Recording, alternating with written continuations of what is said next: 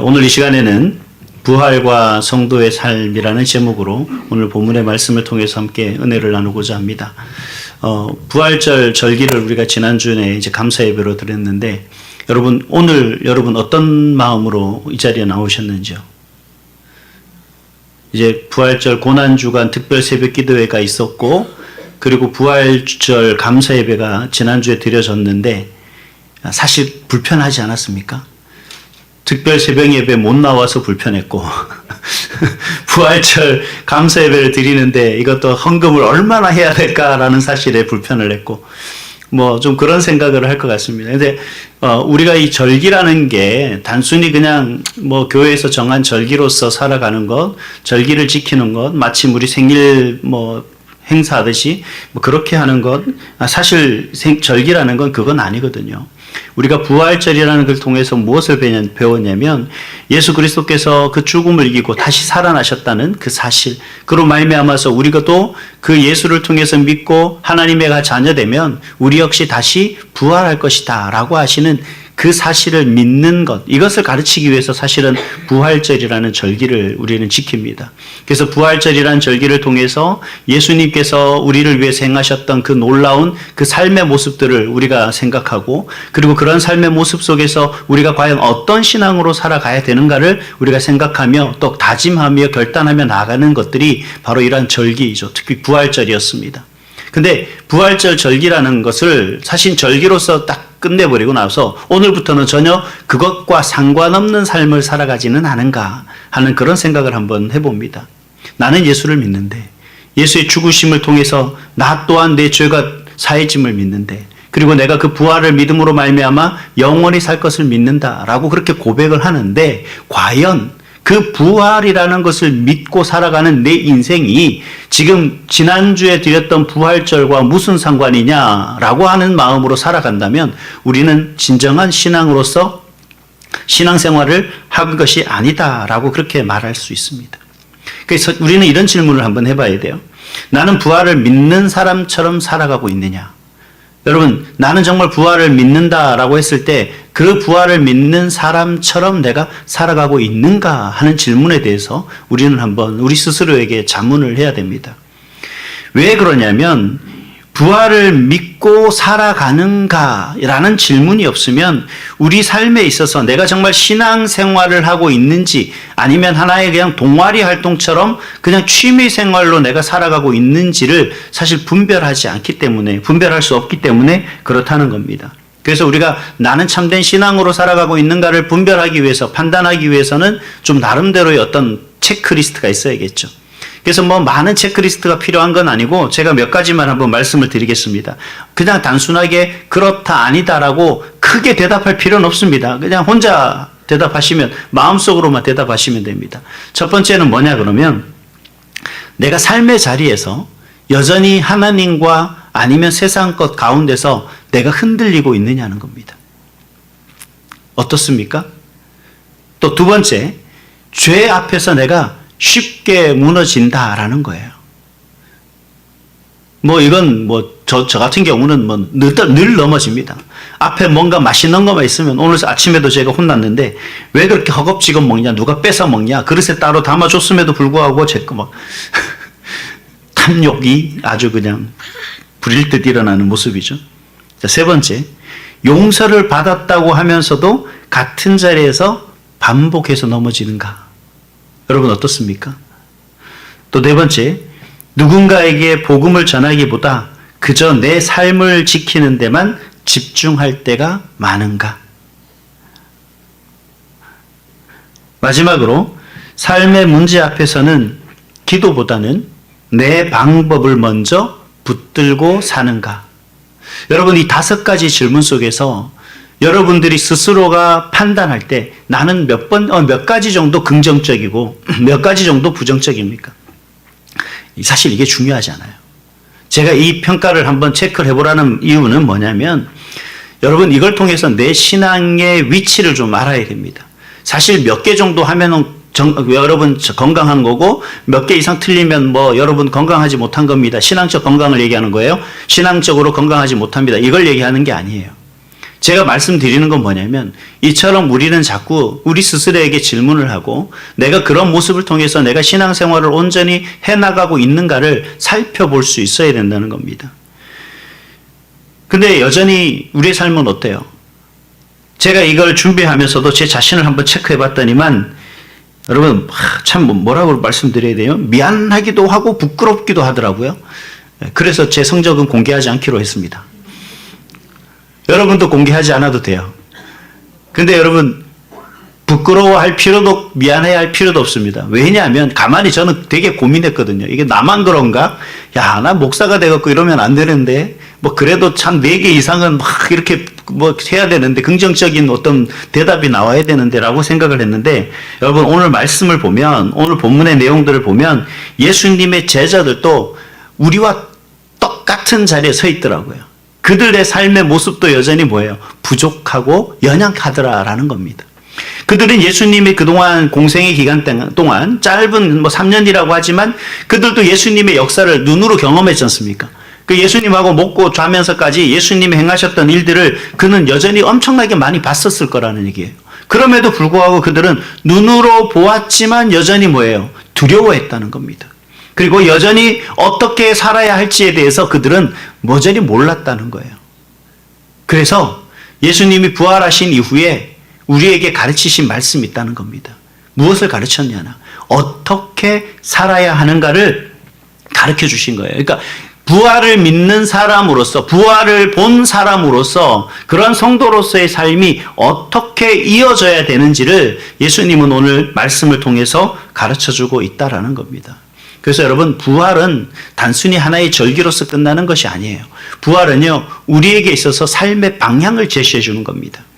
그리고 그 부활을 통해서 우리가 어떤 삶을 살아야 하는지에 대해서 말씀해 주시는 거예요. 그래서 이 부활 신앙이라는 건 단순히 부활을 믿는 것이 아니라 그 부활을 믿는 자로서 내가 어떤 방향으로 어떻게 살아갈 것인가에 대해서 우리가 생각을 하면서 내 신앙의 위치 속에서 내가 좀 더 참 바른 하나님이 원하시는 신앙의 삶을 살아가려면 어떻게 살아야 하는가에 대한 부분에서 우리가 고민을 하고 그리고 그러한 신앙의 삶으로 우리의 삶의 방향을 정해야 된다라는 겁니다. 그래서 제가 이 4월 달에 오늘하고 그 다음에 마지막 주에 이 2가지로 통해서 하나님 앞에 우리가 어떤 삶을 살아야 되느냐 부활 이후에 그 삶이 우리가 어떤지에 대해서 말씀을 드릴 예정입니다. 자 그렇다면 오늘 본문에서 말씀하시는 부활과 우리 신앙생활 즉 부활을 믿는 그런 성도로서 우리는 어떻게 살아야 하는가에 대해서 함께 3가지로 은혜를 나누고자 합니다. 첫 번째는 뭐냐면 부활을 믿는 성도는 회개의 은혜로 살아야 된다라는 겁니다. 회개의 은혜. 뭐 지금 우리가 늘 그렇게 살고 있죠. 근데 오늘 본문 47절을 보니까 어떻게 시작하냐면 이렇게 시작해요. 또 그의 이름으로 죄 사함을 받게 하는 회개가 라고 이렇게 시작하는 것을 볼 수가 있습니다. 여러분 죄 사함을 얻게 하는 회개로 시작해야 됨을 우리에게 예수님이 가르쳐주고 계신 거죠. 회개는 단순한 후회, 자신의 잘못에 대한 어떤 그러한 평가 이런 것이 아니라는 겁니다. 여러분 지금 예수님이 말씀하신 회개는 단순히 내 잘못에 대한 평가와 그것에 대한 반성을 얘기하는 것이 아니라 이제는 그 회개는 우리가 살아가는 삶의 방향을 바꾸는 그런 도구가 되어야 된다는 거예요. 여러분 회개라는 건 우리가 계속해서 지속적으로 회개를 하지만 사실 그 회개를 통해서 우리의 삶의 방향이 쉽게 바뀝니까? 우리 삶의 모습 속에 그런 게 있죠. 작심삼일이란 말이 있지 않습니까? 왜 그런 말이 나왔습니까? 우리가 어떤 것을 결단하고 결심을 하면 그 생각이 바뀌어야 되고 삶의 방향이 바뀌어야 되는 거거든요. 근데 그렇게 하지 못하는 이유는 뭐예요? 여전히 삶의 방향이 바뀌지 않고 살아가기 때문에 그렇다는 겁니다. 그래서 그 삶의 방향을 잃지 않기 위해서 우리에게 특별한 조치가 필요합니다. 그 조치가 뭐냐면 바로 오늘 예수님은 우리에게 그 도구를 회개라는 도구로서 우리의 삶의 특별한 조치로 우리에게 허락하셨다는 거예요. 죄 사함을 위한 도구로서가 아니라 죄 사함을 통한 우리 삶의 방향이 온전히 하나님께로 향할 수 있는 그런 도구로서 회개를 우리에게 허락하셨다는 거죠. 그래서 여러분 회개를 통해서 우리는 삶의 방향을 바꾸어야 된다라는 겁니다. 그래서 예수님도 우리 가운데 계속해서 그 공생의 기간 동안 말씀하셨어요. 마태복음 4장 17절에 보니까 예수께서 비로소 전파하여 이르시되 회개하라 천국이 가까웠느니라 그렇게 말씀하십니다. 그리고 또 더불어서 경고도 하셔요. 누가복음 13장 3절에 보니까 너희도 만일 회개하지 아니하면 다 이와 같으리라. 어떻게 된다는 겁니까? 하나님 앞에서 온전히 구별되어 나가는 삶의 모습이 되지 않도록 그렇게 하나님께서 되어 가지 못하는 그런 모습으로 되어갈 수밖에 없다는 그런 얘기로 우리에게 하시는 거죠. 그래서 회개는 여러분 선택이 아니라 바로 구원의 출발점이다라고 그렇게 예수님께서는 우리에게 말씀하시는 거예요. 이 회개하면 뭐 성경에 대표적인 몇 사람들이 나옵니다만 대표적인 첫 사람은 제가 꼽는 사람은 다윗입니다. 우리가 다윗이 하나님 앞에 많은 죄를 범하는 모습들도 봤습니다. 뭐 큰 죄를 범하고 그것도 용서받는 그 모습을 봤는데 근데 단순히 다윗이 죄를 저하고 용서를 받는 것에서 끝나는 것이 아니라 그가 하나님 앞에 그의 삶을 그의 죄된 모습에서 어떻게 삶의 방향을 바꾸는가를 우리가 볼 수가 있는데 특별히 시편 51편 10절에 보면 이런 말씀이 있어요. 다윗이 하나님 앞에 고백합니다. 하나님이여 내 속에 정한 마음을 창조하시고 내 안에 정직한 영을 새롭게 하소서라고 그렇게 하면서 자신의 삶의 방향이 이제 죄의 자리가 아닌 하나님이 원하시고 뜻하시는 그 자리로 나아가길 위한 그 방향을 설정하는 모습을 볼 수가 있습니다.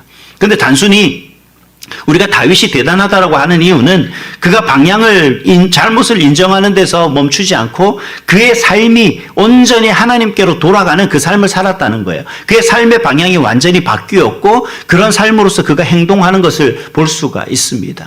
그래서 회개는요, 방향을 정하고 방향을 설정하는 것에서 멈추는 것이 아니라 더 나아가서 그 방향으로 나아가려고 걸음을 떼는 것이 중요하다는 거죠. 제가 언젠가 이런 얘기를 합니다. 저희 예전에 이제 어린 아이들을 가르칠 때 여러분 우리가 회개해야 되고 하나님 앞에 우리가 성장해야 됩니다. 바뀌어야 돼요. 그러니까 어떻게 바뀌어요? 라고 물어보더라고요. 여러분 어떻게 우리가 바뀌고 우리가 성장하는 걸 경험할 수가 있습니까? 예를 들어 이런 겁니다. 오늘 하루 왼종일 제가 욕을 100번 한다. 절대 여러분은 그럴 일이 없죠. 욕을 한다. 그러면 제가 아이들에게 가르쳤던 얘기입니다. 욕을 100번 하면 오늘은 한 번쯤 덜 해라. 매일 한 번쯤 덜 하려고 노력을 해라. 여러분 우리 삶의 모습 속에서 여러분 뭔가 화날 때 한 번쯤은 참아보시기 바랍니다. 여러분 뭔가 우리가 불안하고 초조한 마음속에 한 번쯤 견뎌보려고 하는 마음이 우리에게 있어야 되는 거예요. 내가 뭔가 이걸 하나님이 믿어야 되냐 아니면 누구를 의지할까를 고민하지 말고 한 번쯤은 하나님을 바라볼 수 있도록 여러분 삶의 방향을 한번 돌이켜보시라는 겁니다. 여러분 만약에 그게 여러분 가운데 한 번 이상이 반복되면 여러분의 신앙은 성장해 가고 있는 거라는 거예요. 바로 지금 말씀 속에서 우리가 다윗의 모습이 바로 그러했다는 거예요. 그는 참 많은 부분 넘어질만 하고 넘어졌을 뿐더러 그는 더 이상 하나님으로부터 버림받을 만한 그런 존재로 전락할 수도 있었습니다만 그는 끝까지 그 삶의 모습 속에서 하나님을 놓지 않았던 거죠. 그래서 그는 어떻게 했습니까? 비록 죄의 자리에 있다 할지라도 그는 죄의 자리에 머무르는 것이 아니라 그의 삶의 방향을 회개를 통해서 돌리고 그 회개의 도구를 통해서 진정한 구원의 길을 걸어가는 그 한 걸음을 걸었던 사람이 다윗이라는 겁니다. 신약 성경에도 비슷한 사람이 또 한 명이 나와요. 우리가 잘 알고 있는 탕자라는 사람입니다. 누가복음 15장에 보면 이제 탕자의 비유가 잘 나오죠. 이 탕자가 아버지에게 자신의 유산을 다 받아갖고 다른 나라, 다른 도시에 가갖고 다 탕진한 이후에 이제 뭘 생각하는 거예요? 자신의 잘못된 삶의 모습이 이제는 돌이켜지는 거죠. 근데 대단한 건 뭐냐 그러면 그 누가복음 15장 17절과 18절 말씀에 보면 탕자가 어떤 마음을 가지냐 이제 이렇게 얘기합니다. 이에 스스로 돌이켜 이르되 라고 이야기를 하고요. 그 18절 그 부분에 가서는 이렇게 합니다. 내가 일어나 아버지께로 가리라 라고 그렇게 말합니다.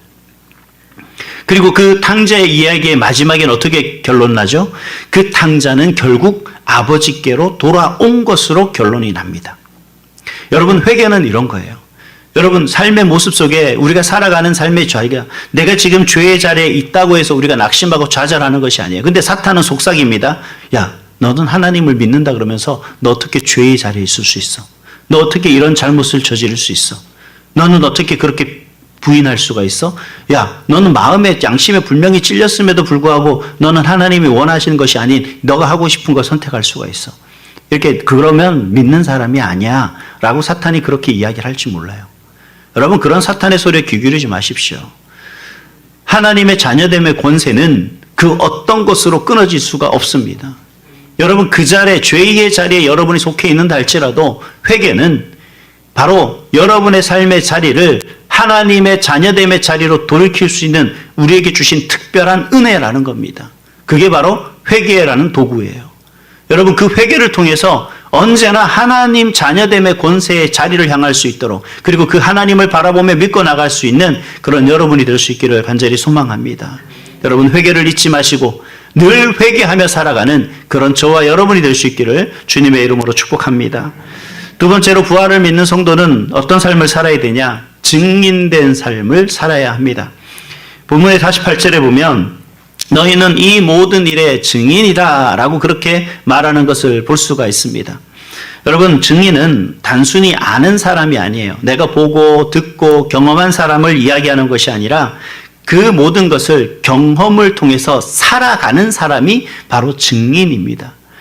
다시 말하면 우리가 믿는다 그러면 단순히 우리가 마음으로 믿는 것으로서 멈추는 것이 아니라 그 믿음으로 살아가는 사람을 이끌어서 우리는 믿음의 사람이라고 하듯이, 증인은 바로 그 예수님의 죽으심과 부활을 통해서 그리고 그의 승천과 재림을 믿는 사람으로서 온전히 그러한 삶의 증인된 삶을 살아갈 수 있는 그 모습이 바로 부활을 믿는 사람의 삶의 모습이다라는 거죠.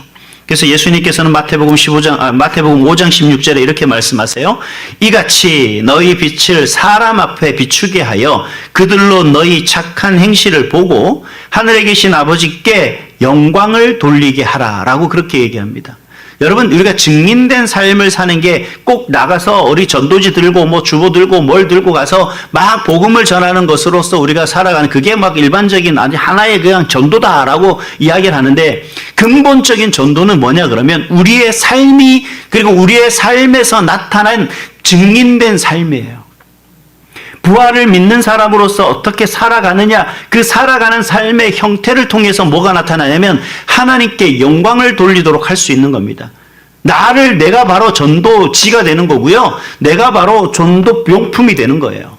근데 우리는 나의 삶과 전도지와 전도를 별개로 놓는 거죠.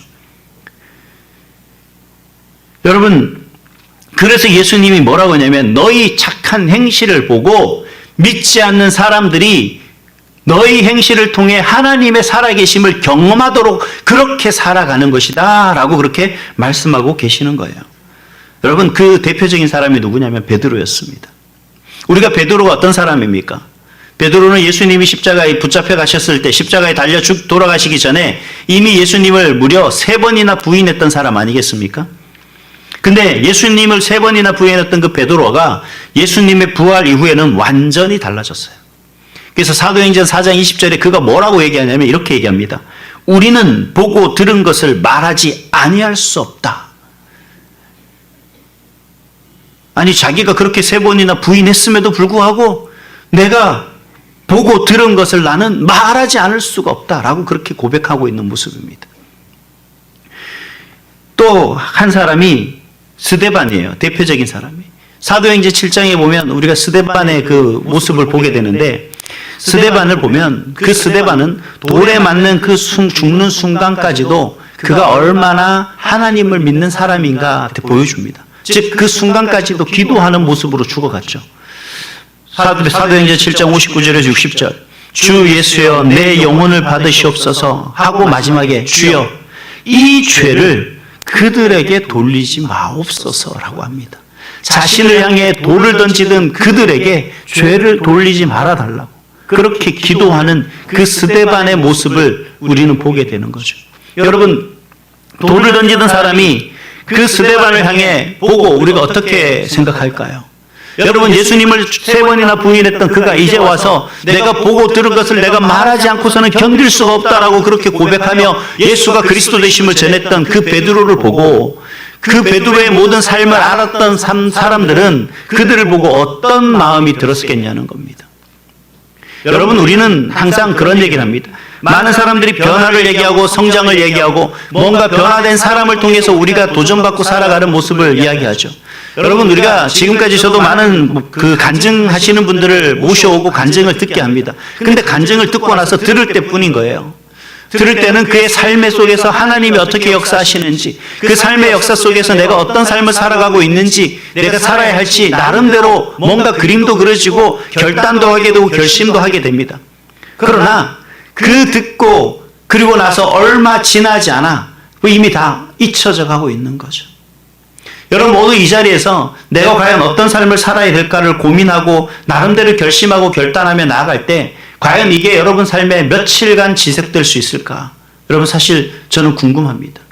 그러니까 여러분을 보지 않아도 저는 저만 봐도 알아요. 집에 가면 바뀔 거예요. 언제 무엇을 내가 말했는지조차 잊어버리지 않을까? 사실 두렵습니다.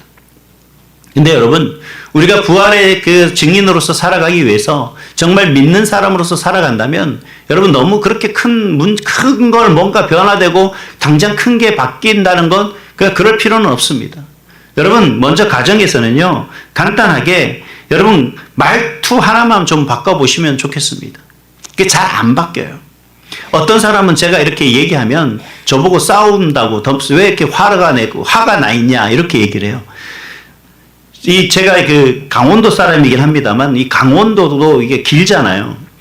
잘 이해하셔야 돼요. 이 강원도도 사실은 남도와 북도가 다릅니다. 강릉을 중심으로 해서 이 남쪽은 경상도 억양이 들어가기 시작해요. 그래서 말투도 약간 경상도 쪽이 가까워요. 그럼 북쪽은 어떠냐면 북쪽으로 가면 갈수록 그 북한 사투리와 그런 게 많이 드러나요. 그래서 이 동막골이라는 영화에 보면 그들이 말하는 투가 애매해요. 이 사람들은 어떤 사람이냐면 남도도 아니고 북도도 아닌 약간 이상한 그런 쪽의 사투리들이 섞여 있는 거죠. 그런데 저는 이 동해다 보니까 약간 남쪽에 속해 있다 보니까 이 경상도의 사투리들이 비슷한 사투리들이 많아요. 그러니까 말하다 보면 뭐라 그러냐면 왜 이렇게 화가 나 있냐. 아니 화가 나 있는 게 아니라 이게 말하는 투가 톤이 자체가 높아요. 그리고 시골이다 보니까 저희들은 보통 산 등성이가 많아요. 그래서 작게 얘기하면 안 들려요. 크게 얘기해야 돼요. 단순히 이게 밭도 이게 논도 우리는 계단식 논이기 때문에 밑에서 얘기하면 높이까지 전달이 안 돼요. 그래서 고개를 빳빳이 쳐들고 크게 불러야지 대답을 하고 크게 말해야 들립니다. 이제 그런 게 습관이 되고 생활하다 보니 지금 말하는 투가 안 좋아요. 부드럽게 얘기하라 그러면 부드럽게 얘기합니다. 밥 좀 주세요. 그럼 뭐 어디 아프냐? 그러고 물어보죠.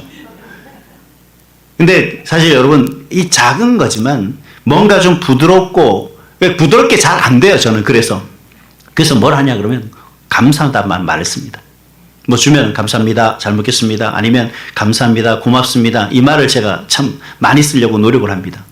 여러분, 이 말 한마디가 여러분, 우리의 삶이 그 삶의 사람의 어떤 개인적인 삶의 모습들이 변화되는 하나의 과정이라고 생각을 해요. 또 여러분 직장에서 보면 그런 사람들이 있습니다.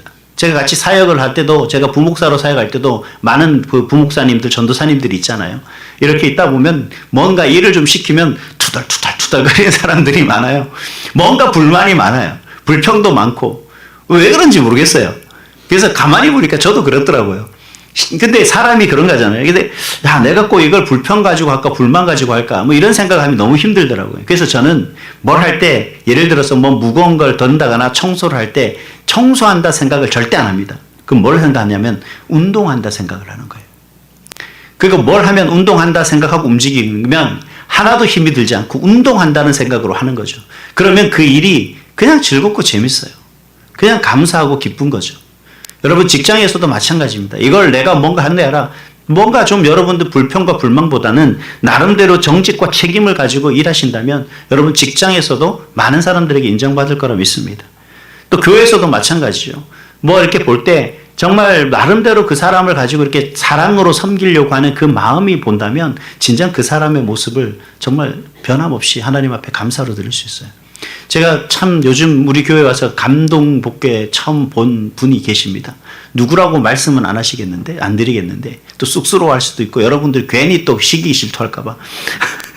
자, 그분을 보면 교회에 탁 오셔갖고 항상 이렇게 섬기는 그 모습들이 변함이 없어요. 근데 누가 하나 쉽게 할 수 있는 부분들로 하지는 않더라고요. 근데 끝까지 변함없이 하기를 간절히 소망하는 마음이 있어요. 또 그리고 그 모습을 통해서 우리 모든 성도들이 보고 감격과 감동을 받아서 그렇게 사랑으로 정성으로 섬길 수 있는 그런 우리 선일교회가 되기를 간절히 소망합니다. 여러분, 이런 모습이 바로 증인된 삶이라고 믿어요. 바로 저와 여러분이 가정에서나 직장에서 교회에서 부활의 증인으로서의 삶을 살아가는 그런 저와 여러분의 모습이 될 수 있기를 주님의 이름으로 축복합니다. 마지막으로는요, 부활을 믿는 성도는 성령의 능력으로 살아야 합니다. 여러분, 오늘 본문 마지막 절에 49절에 보니까 너희는 위로부터 능력으로 입혀질 때까지 이 성에 머물라 라고 그렇게 말합니다.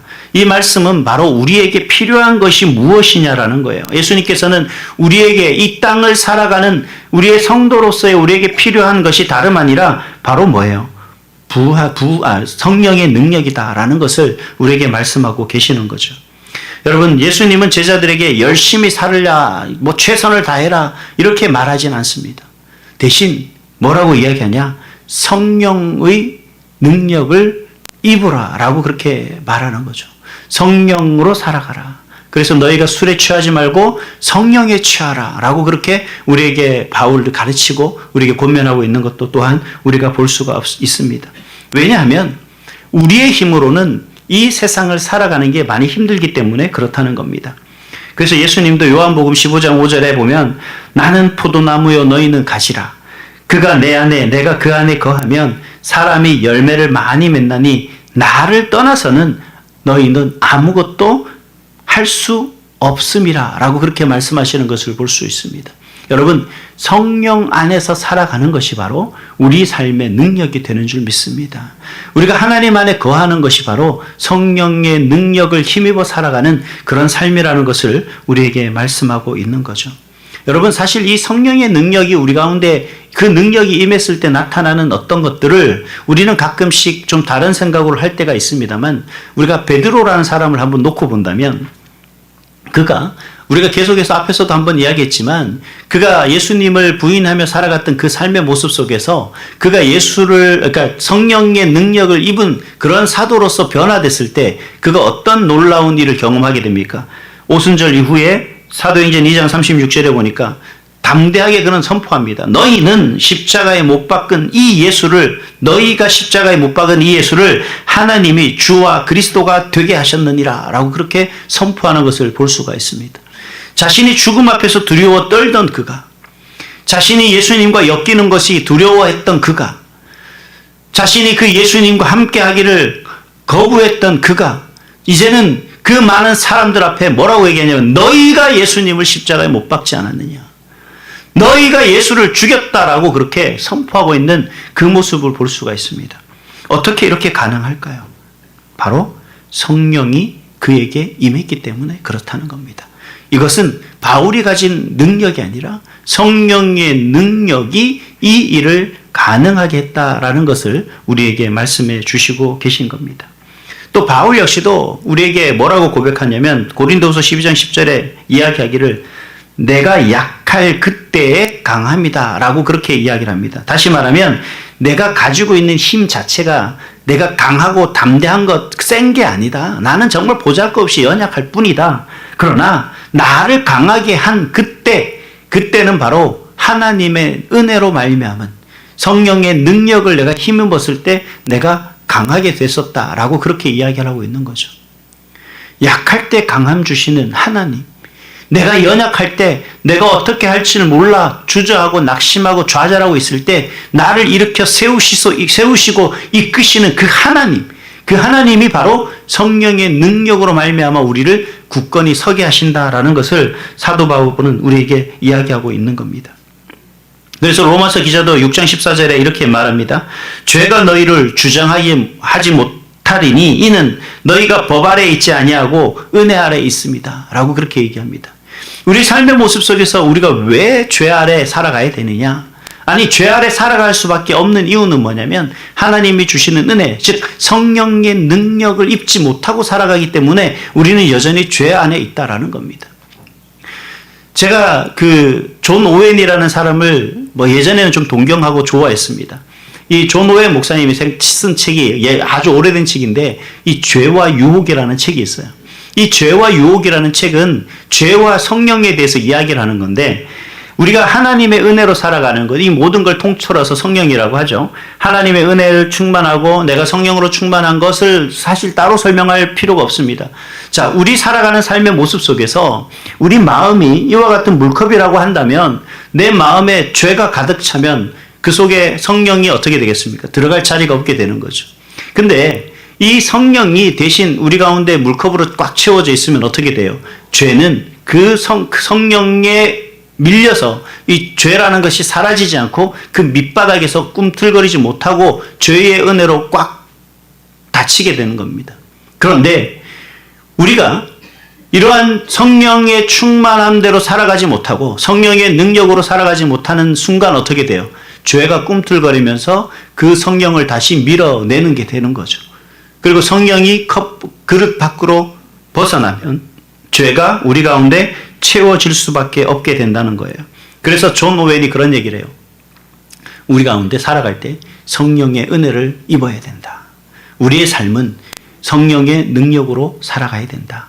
그러기 위해서는 뭘 해야 된다는 겁니까? 여러분, 우리가 좀 더 말씀 보는 것을 여러분 즐겨하시고 여러분 기도하는 시간을 단 10초씩이라도 늘리시기를 바랍니다.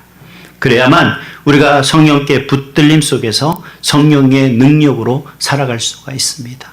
그래서 우리 기도해야 돼요. 매일 이렇게 어떻게 기도하냐면 오랜 시간 긴 기도가 아니에요. 따라 한번 해보세요. 성령님, 오늘 저를 붙잡아 주시옵소서.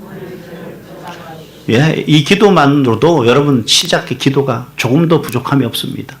그 성령의 붙드심을 받고 오늘도 성령의 능력으로 살아가는 저와 여러분이 될 수 있기를 주님의 이름으로 축복합니다.